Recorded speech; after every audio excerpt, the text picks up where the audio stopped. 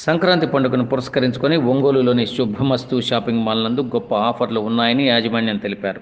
సంక్రాంతి పండుగ సందర్భంగా నగర ప్రజలకు కావాల్సిన అన్ని రకాల మోడల్స్ మరియు అన్ని రకాల పట్టు చీరలు శుభమస్తు షాపింగ్ మాల్ నందు లభిస్తాయని తెలియజేశారు. కావున నగర ప్రజలు ఈ అవకాశాన్ని వినియోగించుకోవాలని యాజమాన్యం కోరారు.